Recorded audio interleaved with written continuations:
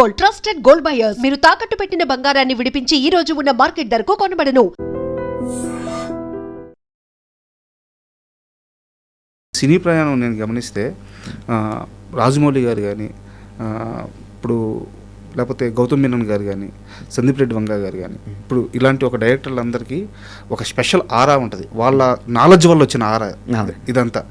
అలాంటి great people అంతా ఖచ్చితంగా మీతో అసోసియేట్ అవుతున్నారు, లేదా మీరు వారితో అసోసియేట్ అవ్వగలుగుతున్నారు. ఆ పాత్ మాత్రం కుదురుతుంది అలాంటి గొప్ప గొప్ప డైరెక్టర్లు అందరితో. మీకు ఎలా పాసిబుల్ అవుతుంది ఇది? చెప్పాను కదండి, ప్రాసెస్ని ఎంజాయ్ చేయాలి మనం. నాకు రాజమౌళి గారి అవకాశం ఎప్పుడు వచ్చింది? అనుకోకుండా ఒకరోజు డైరెక్టర్ అయితే, అనుకోకుండా ఒకరోజు డైరెక్టర్ ఏలేటి చంద్రశేఖర్ గారు ఒక్కడున్నాడు అన్న సినిమా తీశారు. ఆ సినిమాకి కీరవాణి గారి సంగీతం. ఆ సినిమాకి కావాల్సింది కష్టపడి రాశాను, ఆయనకి నచ్చేటట్టు రాశాను. అంతేగాని రాజమౌళి గారిని పరిచయం చేయండి అని ఆయన నేను అడగలేదు. నా పనితీరు నచ్చి కీరవాణి గారు రాజమౌళి గారికి పరిచయం చేశారు. అప్పుడు ఆయన సినిమాకి కావాల్సినట్టు కష్టపడి రాశాను. అలా జరిగిన పరిచయమే తప్ప రికమెండేషన్ ఎవరి ద్వారానో వెళ్ళి కలిసి ఇలా జరిగిన పరిచయాలు కాదు ఇవేవి. మనం పాట రాసే ప్రక్రియను కనుక ఆస్వాదిస్తూ ఉంటే రావాల్సిన అవకాశాలని అదే రప్పిస్తుంది, పాటే తీసుకెళ్తుంది. ఇప్పుడు సందీప్ రెడ్డి వంగ గారి విషయంలో కూడా అంతేనా? అంటే ఆయన ముందు సినిమాలు నచ్చే పిలిచారు నన్ను. అర్జున్ రెడ్డికి ఆయన ఒక వెంచర్, అంటే వాళ్ళ సొంత ఆస్తులు అమ్ముకుని డబ్బులు తెచ్చుకుని సినిమా తీశారు. అంత దాన్ని ఏమంటారు, అంత సున్నితమైన పరిస్థితిలో ఉన్న దర్శకుడితో కూడా ఆ సినిమాకి ఎంత కష్టపడాలో అంత కష్టపడ్డాను. అది ఆయనకు నచ్చింది. అప్పుడు 2 పాటలే రాశాను ఆ సినిమాకి. యానిమల్ అవకాశం వచ్చినప్పుడు అన్నీ ఇచ్చారు. సో ఒక అర్జున్ రెడ్డి అన్న చిన్న సినిమా విడుదల అయిన తర్వాత పెద్ద సినిమా. అవును, అర్జున్ రెడ్డి అన్న చిన్న సినిమాకి చూపించిన చిత్తశుద్ధి యానిమల్ అన్న పెద్ద సినిమా ఇచ్చింది. ఈ చిన్న సినిమా పెద్ద సినిమా తారతమ్యం రెమ్యునరేషన్స్లో కనిపిస్తూ ఉంటుంది, సాహిత్యంలో ఉండకూడదు కదా? కనిపించదు. అంటే ఎలా డివైడ్ చేసుకుంటే నా డౌట్ ఏంటంటే, సాహిత్యం అనేది గ్రాఫిక్స్ మీద ఆధారపడదు, లేకపోతే ఎంతమంది జూనియర్ ఆర్టిస్టులను తెచ్చాం, ఏం ఎక్విప్మెంట్ తెచ్చాం అన్న దాని మీద ఆధారపడదు. సాహిత్యం అనేది కేవలం మెదడుకి, కళానికి, కాగితానికి మధ్య ప్రవహించే ఒక శక్తి మాత్రమే, ఒక శక్తిధార. దానికి డబ్బుతో పని లేదు. కానీ ఆ సినిమా సన్నివేశం, దాని బలం, దర్శకుడి అభిరుచి, దర్శకుడి నిర్ణయాధికారం, వీటి మీద ఆధారపడుతుంది.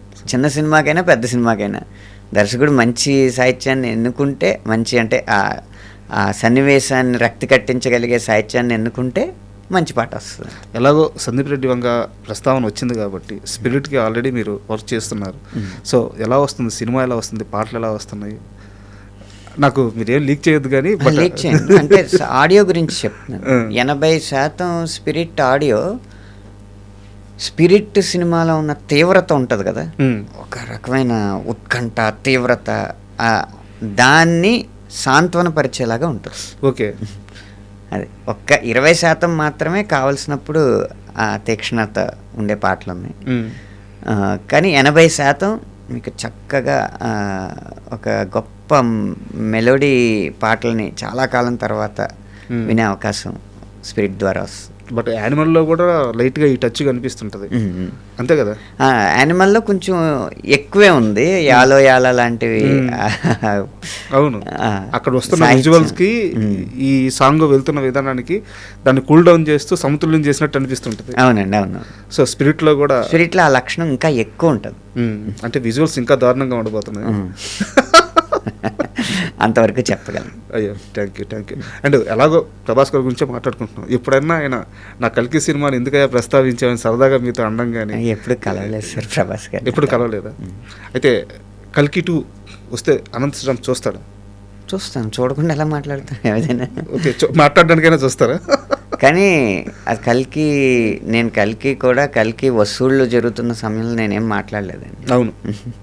అలాగే కల్కి 2 కూడా ప్రజలు ఏం ఆదరిస్తారో ఆదరిస్తారు. దానికి అందులో ఆ విజయాన్ని అడ్డుకోవడానికి నేనెవరిని? కరెక్ట్. అందులో గనక ఇతిహాసాలని వక్రీకరించినట్టు ఉంటే నా అభిప్రాయాన్ని తర్వాత ఎప్పుడో వ్యక్తం చేస్తాను. అది కూడా సరైన వేదిక మీద. ఊరికే వేలం విరగా వచ్చిన అభిప్రాయాన్ని వ్యక్తం చేయడానికి ఏమి అంత ఉత్సుకత లేదు నాకు. సార్ యాక్చువల్గా ఈ 1.5 ఇయర్లో ఒక 120 నుంచి 150 ఇంటర్వ్యూస్ చేశాను సార్. ఏ గెస్ట్ కూడా తనకి వస్తున్న రెమ్యునరేషన్ గురించి, తన సంపాదన గురించి ఓపెన్గా మాట్లాడి ఒక ఫిగర్ చెప్పడానికి ఎప్పుడూ నోరు తెరిచింది లేదు.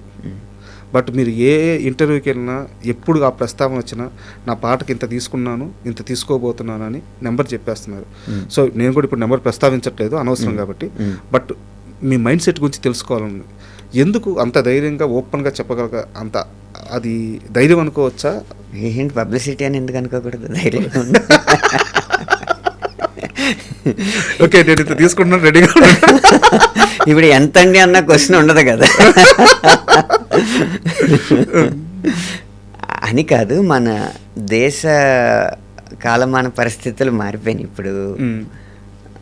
ఇదివరకులాగా మేము ఇండస్ట్రీకి రాకముందు ఎలా ఉండేదంటే, ఒక మోతుబరి దగ్గర నిర్మాత అప్పు తెచ్చి వడ్డీ కడుతూ సినిమాకి పెట్టుబడి పెట్టి, తర్వాత సినిమా వసూళ్ళు వచ్చిన తర్వాత ఆయనకు ఆ అప్పు తీర్చేయడం, ఇలా జరిగేది. అంత పెద్ద అమౌంట్లు అప్పట్లో డబ్బులు అంటే కరెన్సీ నోట్లలోనే జరిగేవి. ఇంత ఇప్పుడున్నంత వ్యవస్థ డిజిటల్ వ్యవస్థ లేదు కాబట్టి. ఇప్పుడు ఏమైందంటే ఓటీటీ మార్కెట్లు, శాటిలైట్ మార్కెట్లు ఇవన్నీ వచ్చిన తర్వాత ప్రతిదీ పారదర్శకంగానే జరగాలి. అంటే మా సినిమా ఇంత ఖర్చు పెడుతున్నాము, ఇంత క్వాలిటీ ఉంటుంది అని ఆ ప్లాట్ఫామ్స్కి చెప్పాలంటే ఎంత ఖర్చు పెట్టామో చూపెట్టాలి కదా. తప్పదు. అది డబ్బులు ద్వారా ఇస్తే నిరూపణ ఉండదు కదా, రుజువులు ఏమి ఉండవు కదా. అందుకని అన్నీ వైటే జరుగుతున్నాయి అన్నమాట. దానివల్ల ఇప్పుడు మనం చెప్పకపోయినా అగ్రిమెంట్స్ లేకపోతే ఆ అకౌంట్స్ చూస్తే ఇతనికి ఇంత వెళ్ళిందని తెలుస్తుంది. ఏ ఆడిటర్ అయినా చెప్పగలడు. అందుకని ఓపెన్ చెప్తే నష్టమే ఉంది. ఎలాగో టీడీఎస్ కట్ అవుద్ది, ఎలాగో జిఎస్టీలు వెళ్తూ ఉంటాయి. మా ఆడిటర్లకి అక్కడ ప్రొడక్షన్ మేనేజర్లకి సంభాషణలు జరుగుతూ ఉంటాయి. ఇంకా మీరు టీడీఎస్ వేయలేదు, ఇంకా జిఎస్టీ వేయలేదని, ఇవన్నీ జరుగుతూ ఉంటాయి కదా. అయితే ఒక చిన్న ప్రశ్న సార్, ఆర్థికపరమైన ప్రశ్నే. ఒకరోజు చెన్నైకి వెళ్ళారు, ఇది మీరు ఇంటర్వ్యూలో చెప్పిందే. ఒకరోజు చెన్నైకి వెళ్ళారు, పాట రాయడానికి హోటల్లో ఉన్నారు. సో నిర్మాతల నుంచి పేమెంట్ సరిగ్గా జరగకపోవడం వల్ల ఒక 2 రోజులు అక్కడే ఉండిపోవాల్సి వచ్చింది హోటల్లో. తర్వాత ఏదో బస్సు ఎక్కి బతుకు జీవుడా అని చెప్పి హైదరాబాద్కి వచ్చారు. చేతిలో సరిగ్గా డబ్బులు లేని ఆ క్షణం నుంచి ఒక్క పాటకి సుమారు అటు ఇటుగా 4 లక్షల రూపాయలు తీసుకుని ఈ స్థాయికి రావడము, సో ఫైనాన్షియల్గా ఎంత హ్యాపీగా ఉంది ఇదే ఇండస్ట్రీలో, ఆ స్థాయి నుంచి ఈ స్థాయికి? ఫైనాన్షియల్గా సంతోషం కంటే సంతృప్తి ఎక్కువ ఉందండి. అంటే ఈనాటి సమాజం ఆశించే అంత విలాసాల్లో నేను కనపడకపోవచ్చు, కానీ ఏదైతే దైనందిన జీవితపు అవసరాలు ఉన్నాయో, పిల్లల ఫీజులు, పిల్లల భవిష్యత్తు ప్రణాళిక, అలాగే చిన్నపాటి టూర్లు, యాత్రలు చేయడానికి, అలా కాకుండా జీవితంలో అప్పుడప్పుడు వచ్చే అనుకోని ఖర్చులు ఉంటాయి కదా, మెడికల్ ఎమర్జెన్సీస్ అవ్వచ్చు, లేకపోతే ఏదైనా ఈవెంట్స్ అవ్వచ్చు, వాటికి కావాల్సిన ప్లానింగ్ చేసుకోవడానికి, వీటన్నింటికి ఎవరి దగ్గర అప్పు చేయని పరిస్థితి అయితే ఉంటుంది.